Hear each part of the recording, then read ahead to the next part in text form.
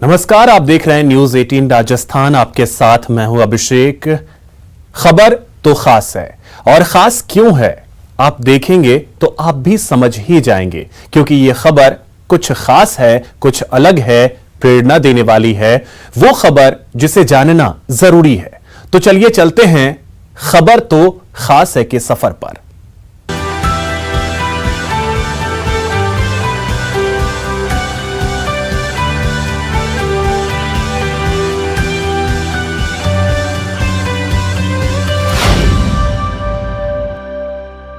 खबर तो खास है में सबसे पहले बात बाइक पर जीवन संजीवनी की।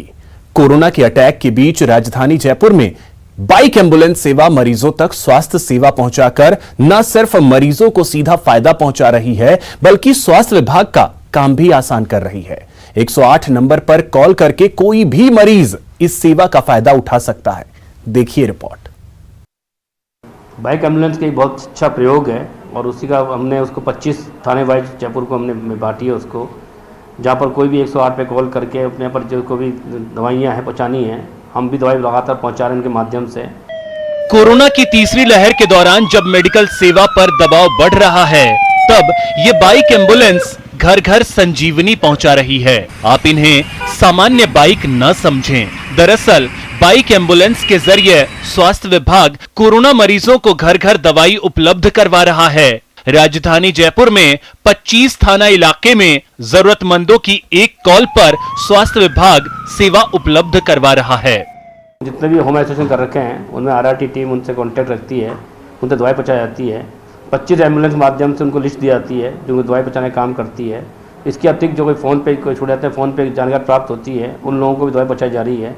इस प्रकार से उनको आइसोलेशन भी कराया जा रहा है, क्वारंटाइन भी किया जा रहा है और दवाइयाँ पहुँचाई जा रही है। तीनों तेज़ी से हम काम कर रहे हैं और लगता है कि हम इसको देखते हुए संक्रमण की दर में धीरे धीरे कमी आने लगी। कोरोना काल में पहली और दूसरी लहर के दौरान संक्रमित मरीजों को होम आइसोलेशन और अन्य जरूरी सामान लेने में काफी दिक्कतों का सामना करना पड़ रहा था, लेकिन इससे सबक लेते हुए बाइक एम्बुलेंस के आइडिया पर काम शुरू हुआ और इसका असर साफ दिख रहा है। मरीजों को कोरोना प्रोटोकॉल के तहत सभी तरह की दवाएं किट में उपलब्ध हैं, जिसमें 5 से 7 दिन की दवाएं होती हैं। हमारे किट के अंदर पूरा जो कोविड का जो प्रोटोकॉल है, जिसमें अजिथ्रोमाइसिन है, एंटी एलर्जिक टैबलेट सिट्रीजिन है, बुखार के लिए पैरासिटामोल गोली इसके अंदर है, विटामिन की गोली है, एसिडिटी से रोकने की एसिडिटी की गोली भी साथ में हमने उसमें रखी है, और विटामिन सी की च्यूएबल गोली है वो उसमें किट के अंदर डाली है।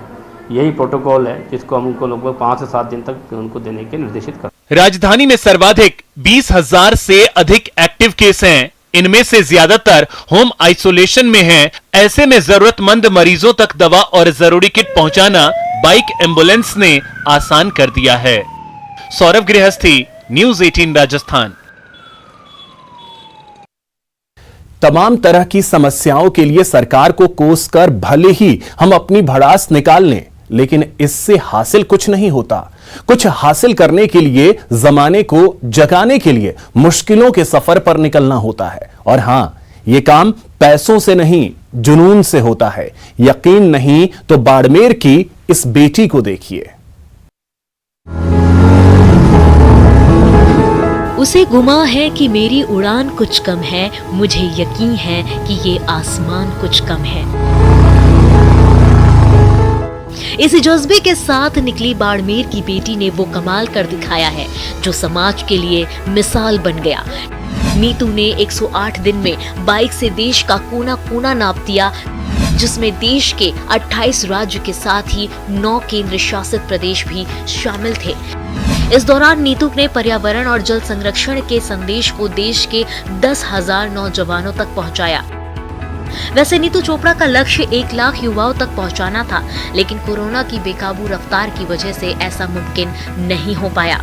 ये है और युवा जगेगा देश बचेगा के आह्वान के साथ में हम निकले थे, क्योंकि कुछ भी करना है तो युवाओं को जगाना जरूरी है और वही देश के आने वाले भावी कर्णधार हैं। तो प्रकृति जल है तो कल है, प्रकृति है तो हम है का संदेश हमने जा के हर स्टेट में दिया। क्योंकि प्रधानमंत्री जी अभी जो एक एग्रीमेंट करके आए कि हम कार्बन एमिशन को कम करेंगे और उसके लिए 100 मोटो एक्शन लेंगे। ये 100 मोटो एक्शन का बेस्ट उदाहरण है। ऐसे युवा अगर निकल पड़े तो पर्यावरण संरक्षण वाला काम भी हो जाएगा। और जो हमने टारगेट सेट किया है नेट जीरो का, अत्यंत प्रसन्नता का विषय है कि राजस्थान की एक बेटी ने देश की युवा पीढ़ी में जल संरक्षण और पर्यावरण के महत्व को जागृत करने के लिए पूरे देश की मोटरसाइकिल पर 108 दिन में यात्रा की। नीतू चोपड़ा लोगों को जगाने की मुहिम पर निकल पड़ी थी, लेकिन इस रास्ते में मुश्किलें कदम कदम पर मुंह बाए खड़ी थी। पर कहते हैं ना, उम्मीद वक्त का सबसे बड़ा सहारा है, गर हौसला है तो हर मौज में किनारा है। नीतू ने 26 सितंबर 2020 को अपने एक साथी मुकुल के साथ खारदुंगला से इस यात्रा की शुरुआत की थी, लेकिन अंडमान में मुकुल की तबीयत खराब हो गई। वो अपने घर लौट गया। इसके बाद नीतू के सामने अंतहीन सड़क और रास्ते की तमाम मुश्किलें थी, टायर फटने से लेकर बाइक खराब होने तक की। ऐसे में बस एक ही चीज, लोगों का एक ही सवाल उन्हें आगे बढ़ने की प्रेरणा देता था। एक लड़की होते हुए आप ये सब कैसे कर लेती हैं, और वो भी बगैर पैसों के। ये है, और युवा जगेगा देश बचेगा के आह्वान के साथ में हम निकले थे, क्योंकि कुछ भी करना है तो युवाओं को जगाना जरूरी है, और वही देश के आने वाले भावी कर्णधार हैं। तो प्रकृति जल है तो कल है, प्रकृति है तो हम है का संदेश हमने जा के हर स्टेट में दिया। वैसे बाड़मेर के बालोतरा की रहने वाली नीतू चोपड़ा की ये दूसरी राइड थी। उनकी पहली राइड प्रियंका रेड्डी के सामूहिक बलात्कार के विरोध में थी, जो 18 दिनों में पूरी हुई थी। यानी तमाम तरह की समस्याओं से देश और समाज को जागरूक करना ही नीतू की जिंदगी का मकसद है। तो मकसद का मान रखिए, देश और समाज की बेहतरी की दिशा में अपना योगदान दीजिए। न्यूज़ 18 राजस्थान के लिए दिल्ली से राजीव तिवारी की रिपोर्ट।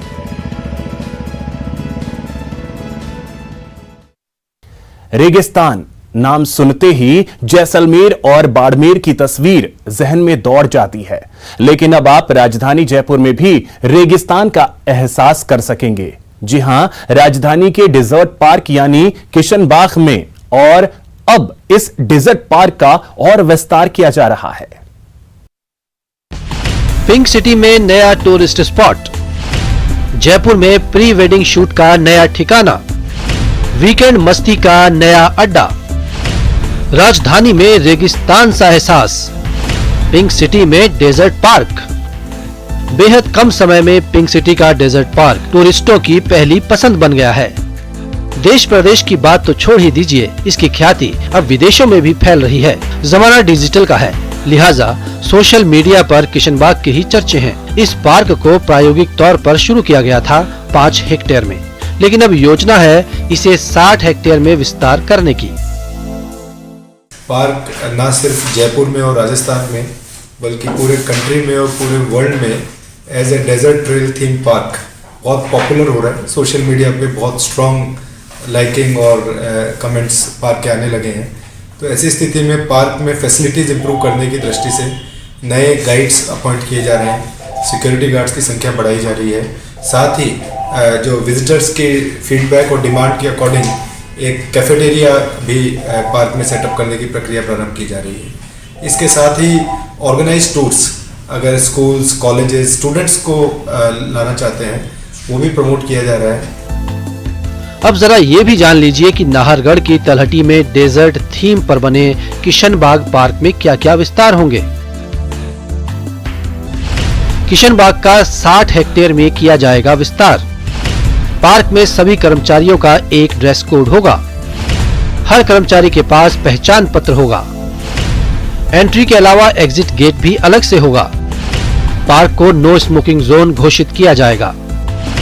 विजिटर्स की डिमांड पर पार्क में कैफेटेरिया खोला जाएगा। आर्ट कल्चर को प्रमोट करने के लिए प्रदर्शनी लगेगी। व्यावसायिक गतिविधियों के लिए भी हो सकेगा इस्तेमाल। 20,000 रुपए होगा पार्क का एक दिन का किराया। इसके साथ ही इस पार्क को प्री वेडिंग शूट के लिए भी तैयार किया जा रहा है। बस एक दिन के लिए आपको 5,000 रुपए खर्च करने होंगे। ये काफ़ी डिमांड आने लगी थी फोटोग्राफी की, प्री वेड शूट्स की, बर्थडे शूट्स की, तो उसके लिए फोटोग्राफी के लिए भी उसमें प्रोविजंस किए गए हैं, कमर्शियल और नॉन कमर्शियल। और एक बार कोविड की स्थिति सामान्य होने के बाद आर्ट, कल्चर, ट्रेडिशन, हैंडीक्राफ्ट और डेजर्ट प्लांट्स एंड वेजिटेशन को प्रमोट करने के लिए वहाँ इवेंट्स और एग्जीबिशंस भी लगाए जाएंगे। तो आप भी तैयार हो जाइए डेजर्ट पार्क की सैर करने के लिए, क्योंकि इस पार्क में पहुंचकर आप गुलाबी नगरी में जैसलमेर और बाड़मेर जैसा माहौल पाएंगे और पार्क की खूबसूरती के मुरीद हो जाएंगे। जयपुर से न्यूज़ 18 राजस्थान के लिए लवली वाधवा की रिपोर्ट। संविधान हमारे लोकतंत्र की आत्मा है, जो हमें अपने अधिकारों के साथ साथ हमें कर्तव्यों का भी पाठ पढ़ाता है। इन अधिकारों और कर्तव्यों को लोग समझ सकें, इस उद्देश्य के साथ राजसमंद के लोगों ने संविधान का मंदिर ही बना डाला।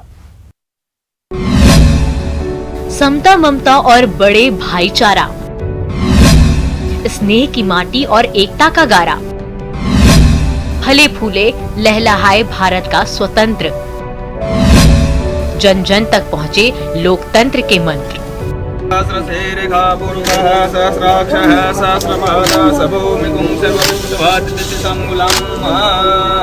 कन्याकुमारी से लेकर जम्मू कश्मीर तक, पूरब से लेकर पश्चिम तक कई संस्कृतियों के बावजूद हमारे महान भारत की एकता को बनाए रखने में जिस चीज की सबसे बड़ी भूमिका है वो निसंदेह हमारा संविधान है।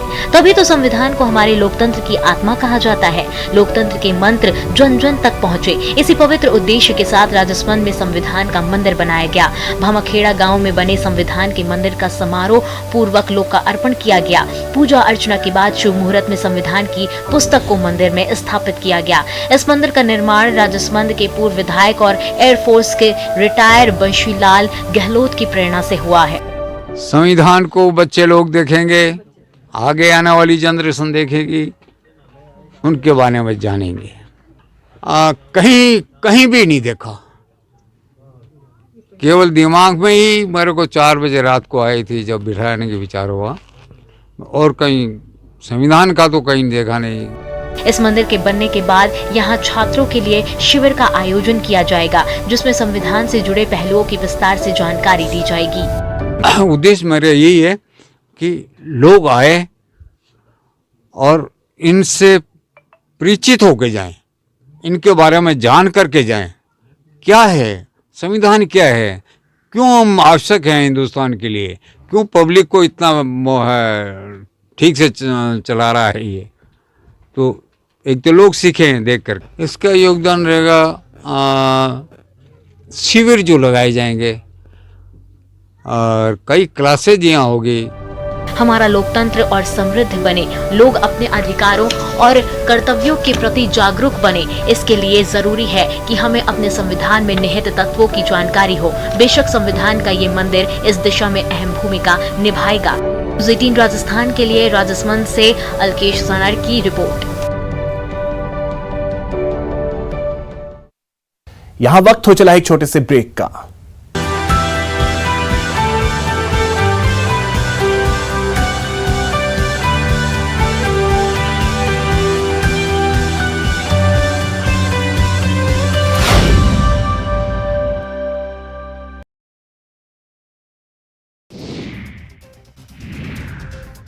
मोदी सरकार ने 35 और यूट्यूब चैनल को ब्लॉक कर दिया है। सूचना प्रसारण मंत्रालय के संयुक्त सचिव विक्रम सहाय के मुताबिक ये पाकिस्तान से संचालित हो रहे थे और भारत के खिलाफ झूठे और विरोधी समाचार और अन्य सामग्री फैलाते हैं।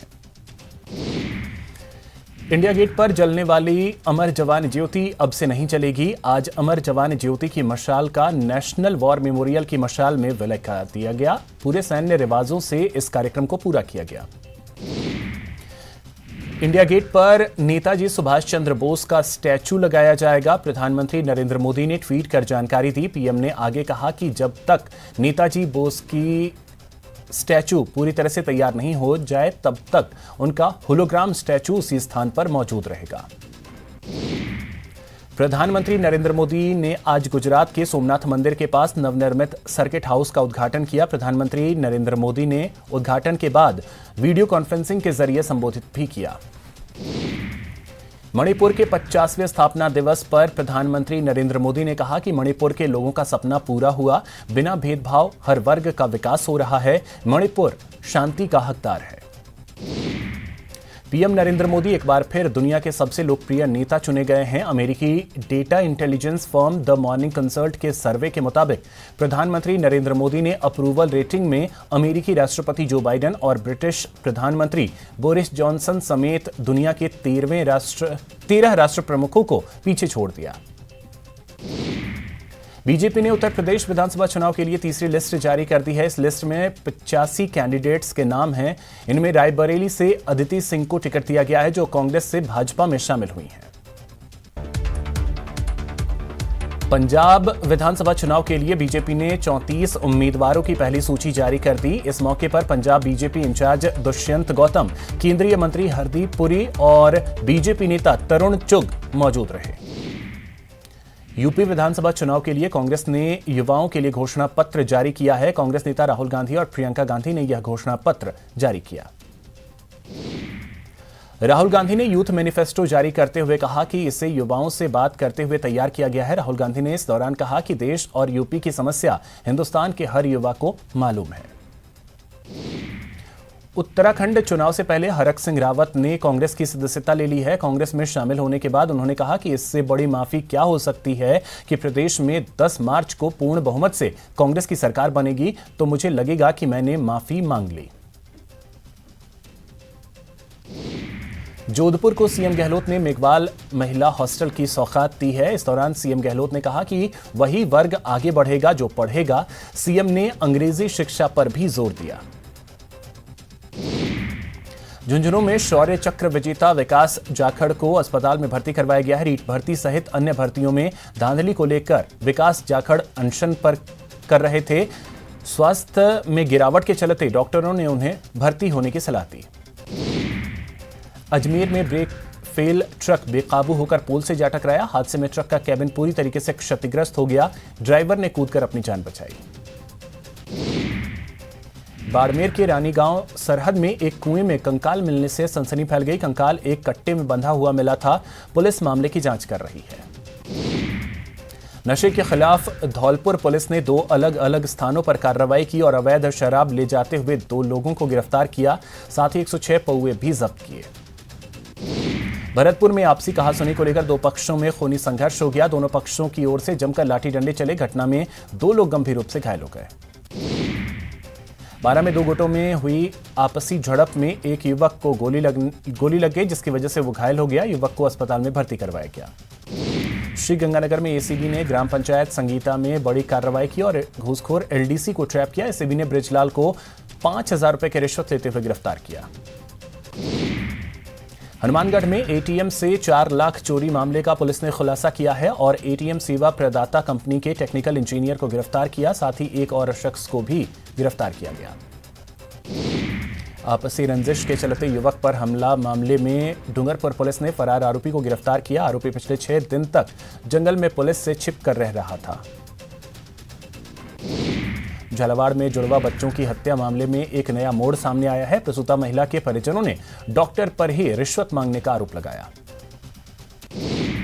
मरुधरा में आज तीसरी लहर का सबसे डरावना दिन रहा। यहां एक दिन में 15 मरीजों की मौत हो गई, जबकि 16,878 नए केस सामने आए। एक्टिव केस का आंकड़ा 84,000 को पार कर गया।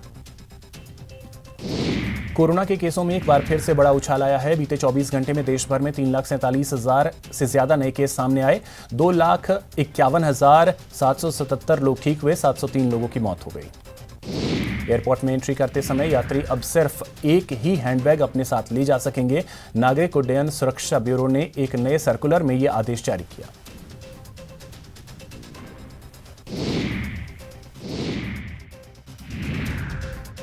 मोदी सरकार ने 35 और यूट्यूब चैनल को ब्लॉक कर दिया है। सूचना प्रसारण मंत्रालय के संयुक्त सचिव विक्रम सहाय के मुताबिक ये पाकिस्तान से संचालित हो रहे थे और भारत के खिलाफ झूठे और विरोधी समाचार और अन्य सामग्री फैलाते हैं।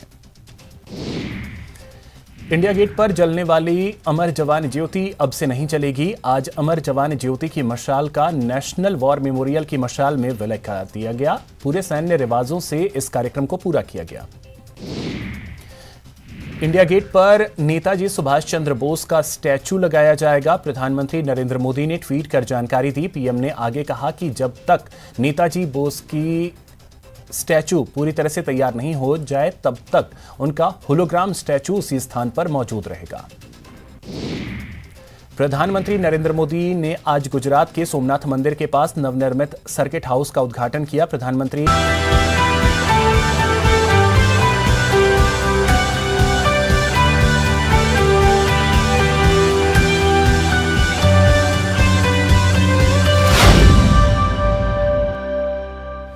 ब्रेक के बाद आपका स्वागत है और अब खबर तो खास है, में बारी है उनसे मिलवाने की जिनकी 24 घंटे की चौकसी की वजह से हम घर में सुरक्षित सोते हैं। बात बीएसएफ की, जो सरहद पर इन दिनों विशेष अभियान चला रही है। नाम है ऑपरेशन सर्द हवा।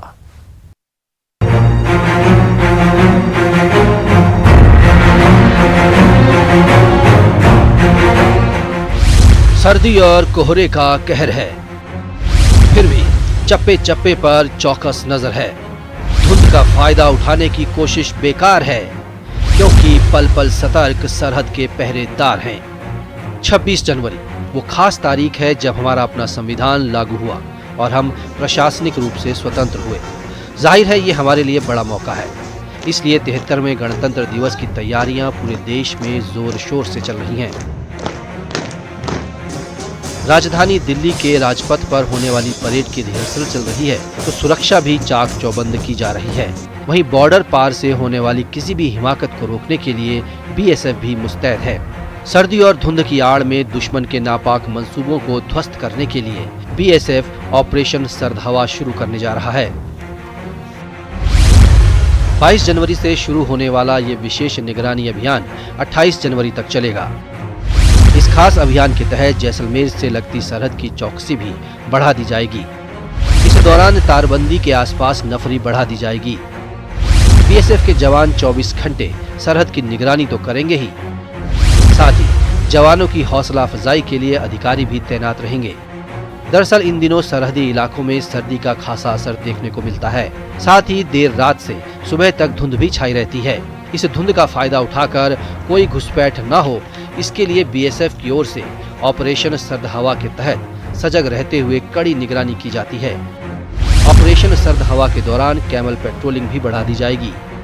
साथ ही आम दिनों के मुकाबले पेट्रोलिंग की संख्या भी बढ़ा दी जाएगी। इसके अलावा इस दौरान खुर्रा चेकिंग तेज कर दी जाती है।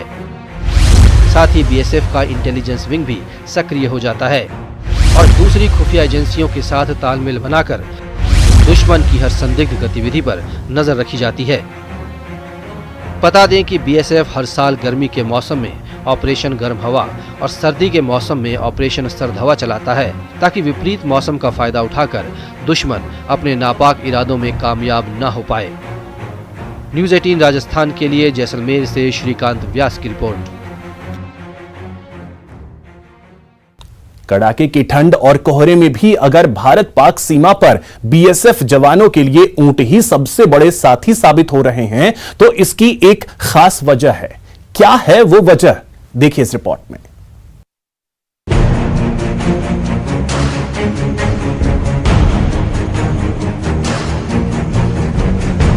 जिस हाड़ कांपाने वाली ठंड से देशवासी ठिठुर रहे हैं, उन सर्द हवाओं में भी वतन के रखवाले अपने फर्ज को बाखूबी अंजाम दे रहे हैं। जी हां, देश की सुरक्षा करने वाले बीएसएफ के ये वो सपूत हैं जो प्रकृति से भी नहीं हारते। देश में ऐसी कोई जगह नहीं जहां बीएसएफ ने प्रकृति को नहीं हराया, अपनी मौजूदगी नहीं दर्ज कराई। तस्वीरें इस बात की तस्दीक करती हैं। बीएसएफ के जाबाज रात में फट्टा गश्त यानी फट्टा परेड और कैमल पेट्रोलिंग के जरिए सीमा पर चौकसी कर रहे हैं। अपने उस साथी के सहारे जो हर कदम पर उनका साथ दे रहा है, उनकी मुश्किल आसान कर रहा है। रेगिस्तान के जहाज पर बीएसएफ को नाज, सबसे जुदा है बेजुबानों का अंदाज। ऊंटों की ताकत के आगे मशीनों की हुई हार। ऊंटों की नफरी बढ़ाने पर बीएसएफ कर रहा विचार। सरहद की हिफाजत में बीएसएफ के साथ कदम ताल करने वाले ये वो बेजुबान हैं जिनकी सलाहियत का लोहा दुनिया मानती है। वजूद में आने के बाद से बीएसएफ के जवान ऊंटों पर सवार होकर सरहद की सुरक्षा सुनिश्चित करते आए हैं। किसी भी तरीके की कोई हलचल नहीं हो, इसके लिए जवान इस जो रास्ता मैं आपको दिखा रहा हूं, इसी रास्ते के ऊपर सुबह होते ही फट्टा लगाते हैं ताकि पूरे दिन में किसी तरीके का कोई भी व्यक्ति का यहां आवागमन हो तो उसके फुटप्रिंट मिल सके। राजस्थान के रेगिस्तानी इलाकों के 4 जिलों बाड़मेर, जैसलमेर, बीकानेर और श्रीगंगानगर के साथ लगभग 1200 किलोमीटर लंबी अंतर्राष्ट्रीय सीमा लगी है। इसकी निगरानी का जिम्मा है दुनिया के सबसे बड़े अर्धसैनिक बल बॉर्डर सिक्योरिटी फोर्स यानी बीएसएफ के पास। रेगिस्तान का जहाज कहे जाने वाले ऊंट बॉर्डर पर बीएसएफ का अभिन्न अंग है। और क्यों ना हो, रेगिस्तान में ऊंटों की ताकत के आगे मशीनें जो जवाब दे चुकी हैं। केंद्र सरकार की हरी झंडी मिलने के बाद बीएसएफ ने कई अंतर्राष्ट्रीय कंपनियों के सैंड स्कूटर्स की ट्रायल की। स्कूटर्स को रेत के टीलों पर परखा गया। जैसलमेर से सटी अंतर्राष्ट्रीय सीमा पर गश्त के लिए 2 सैंड स्कूटर्स तैनात किए गए, लेकिन ये स्कूटर थार के रेगिस्तान और विषम भौगोलिक परिस्थितियों में हांफने लगे, जिसके बाद ऊंटों की अहमियत पर एक बार फिर मोहर लग गई। जो सुबह से शाम तक ड्यूटी चलेगा, उसका अगला शाम को भी दोबारा फट्टा लगेगा ताकि दोबारा पता चल सके कि कोई गतिविधियां या क्रॉसिंग ना हो, इसलिए फट्टा लगाया जाता है। सीमा सुरक्षा बल की हर गतिविधि में रेगिस्तान का जहाज ऊंट सबसे बड़े साथी के किरदार में रहता है। रेगिस्तान का जहाज जहां सरहद पर पेट्रोलिंग में इन जाबाजों का साथी बना हुआ है, वहीं ऊंट की मदद से सरहद पर सुबह और शाम दोनों समय फट्टा परेड के बाद खुर्रा चेकिंग भी की जाती है।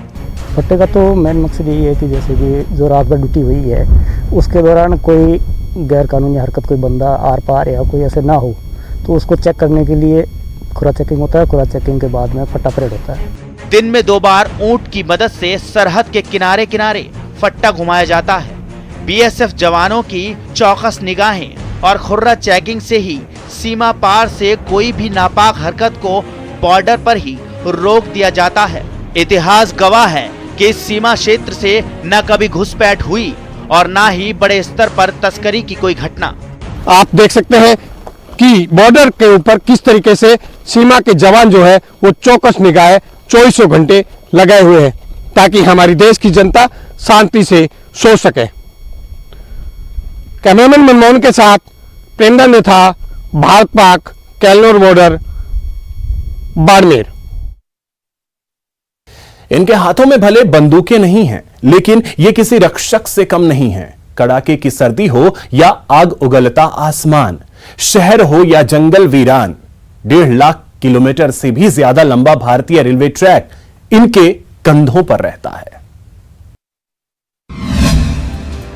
जो सफर प्यार से कट जाए वो प्यारा है सफर।